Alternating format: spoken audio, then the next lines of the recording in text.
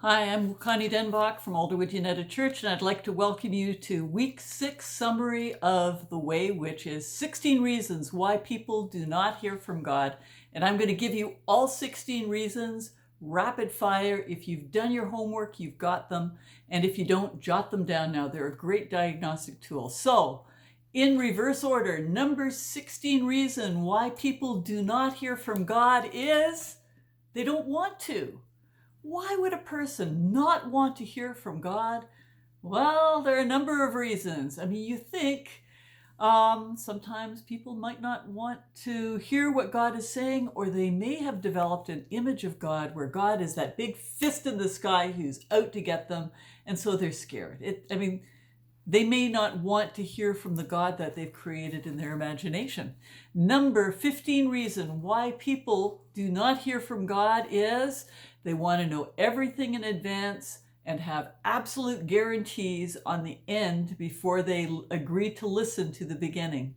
And it doesn't work that way, because when we give our lives to Christ, in some sense, we relinquish control of knowing everything all the time. And frankly, if you look back over the last 5 years, the last 10 years, you have to ask, would it have been to your benefit to know everything that was going to happen in advance? So you have to give that up. Number 14, unconfessed sin. Remember the story of Adam and Eve? The day after they eat the forbidden fruit, God is accustomed to meeting with them in the garden and walking with them. And instead, Adam and Eve do something else that's kind of hilarious. They try and hide. And then God does something hilarious. God says, "Where are you?" As if anybody is fooling anybody. And unconfessed sin, you're going to find it's like spiritual earwax. It makes it hard. It's like if you tell the kids you can go play in the park after you've cleaned your room, and they come back in 10 minutes, says, "Can we go to the park now?" And you say, "Have you cleaned your room?" And they say, "No, but we want to go to the park." And you get to a point where you say, "Listen, don't come back and talk with me until you do the first thing that you're supposed to do, and then we'll have a conversation." So you ask yourself, is there something specific God has asked you to start doing or to stop doing, and you haven't done it? And you may have your diagnostic right there. Number 13 reason why people do not hear from God is because nobody's ever told them that it's possible. And I had a marvelous woman in my very first church. When she was 20 years old, she was in the attic of their wooden house and she saw a fire break out on the roof. Now that's serious. And as she was preparing to run, she thought, "This is weird. I don't smell smoke." And she told me this. She was 77 when she told me this. She hadn't told a soul in 57 years. She said, the fire spelt out the words, "God is love." And she was filled with this sense of the presence and the love of God that never left her. But her entire life, she was afraid to tell anybody for fear that they would think that she was crazy. And frankly, she was a little afraid that she was crazy too.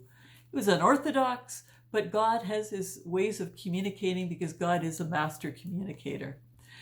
Some people, for number 12, might not hear God because of unbelief. And you think of the people who saw Jesus' miracles firsthand, who heard the teaching, who witnessed the empty grave, and they still didn't believe.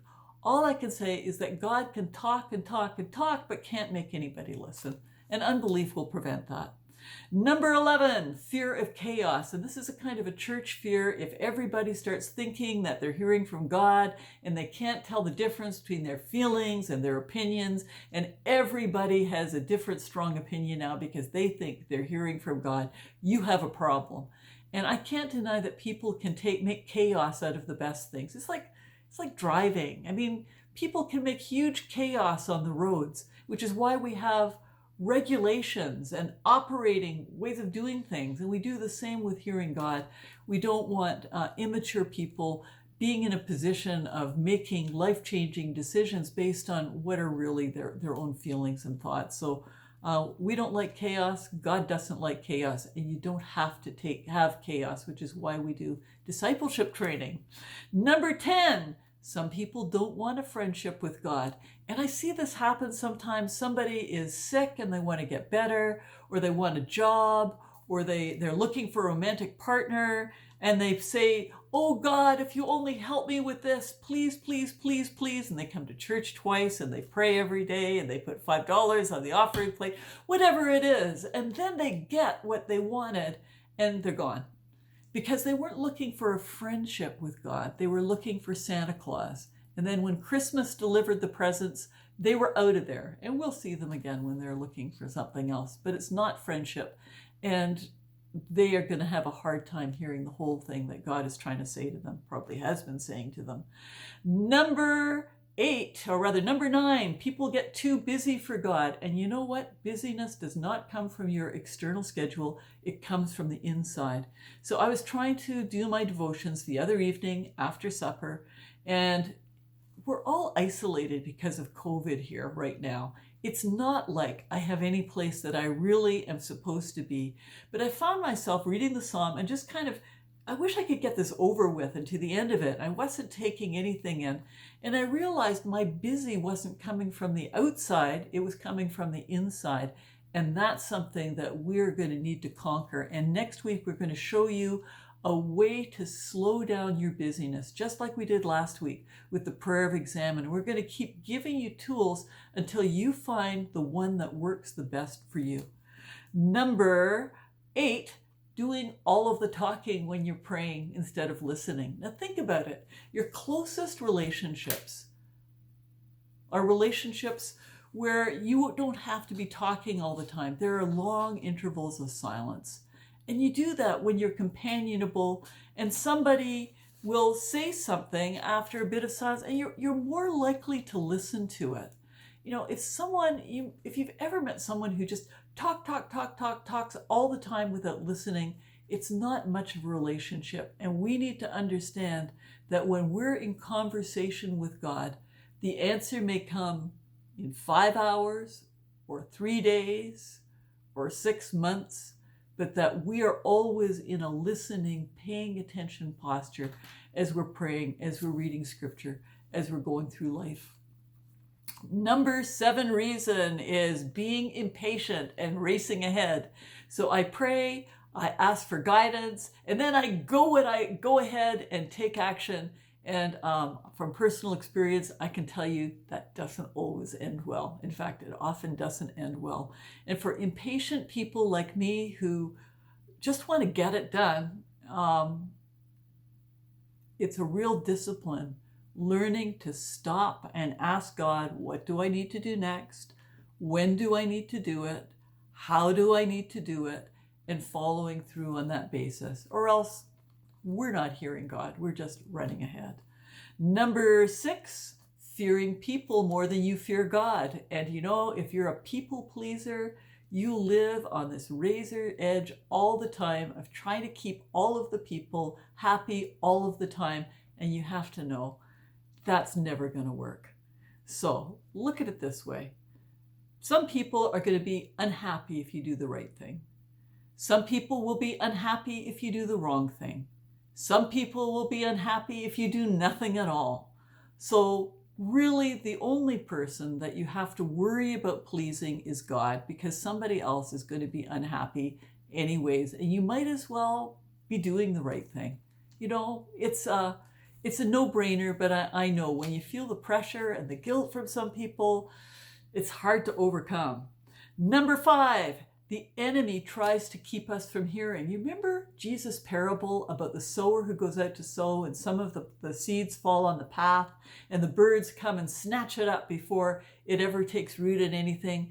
And sometimes God will tell us something and either we get distracted, and we're going to talk about how to get past that in week 8, or or unbelief, he says that can't possibly be right, and you toss out the idea. Or, you know, there are a lot of ways that the enemy can steal it. And we have to be aware of that. So number 4 reason that people do not hear from God is we're asking God the wrong questions. And this has happened to me. When I first restarted hearing God, I wanted to ask him questions about work. I had lots of questions about ministry, and he would not answer them. Instead, all of my listening prayer, God was talking about me. And I discounted it because God was saying positive, affirming things to me. And from my background, I thought, well, that doesn't count, even if that is God, which I strongly doubt. I mean, if it was criticism, I would take that seriously. But affirmation, it's fluff. Let's get on to the real business, God. And it wasn't until I learned that God was addressing some things in my ability to hear what he was saying before he went on to discuss the things that I wanted to discuss. So you need to be aware of that. And if he's not talking to you about one thing, ask him if there's something else that he wants to have a conversation with you about. And then number 3 reason, which is really common, and that is fear of confusing our own thoughts and ideas with God's thoughts and ideas. And that is a wholesome fear to have in some ways, because we told you in your lessons this week that when you start hearing God, you may have a 50% accuracy rate. Now that is a lot better than a 0 accuracy rate. But we need to listen to God with the humility to know that no matter how mature you are in the faith, that we always face the possibility that we may not be right. And later on in hearing God, in the discipleship way, we're going to give you a half a dozen checks and balances to keep you from falling in the ditch, to help you discern the difference between your own thoughts and God thoughts. And it is doable, but you don't need to let it paralyze you. Number 2 reason why people do not hear God is that they're looking for a loud voice instead of a quiet voice. We say, God, answer my prayer. And you're waiting for a burning bush, maybe a meteor in the sky, maybe skywriting, maybe some miraculous parting of the Etobicoke Creek.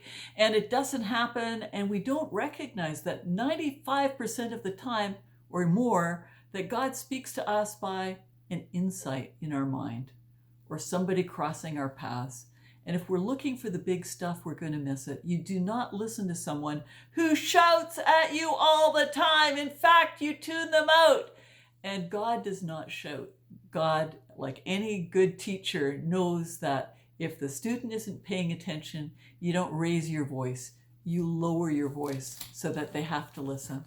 And the final one, the one that applies to absolutely everybody, is people do not hear God on account of fear and anxiety. And I tell you, we're living in very fearful, anxious times, which roil up our mind and our spirit. So we can't settle into prayer. We can't hear what God's saying. Our own anxiety overcomes us.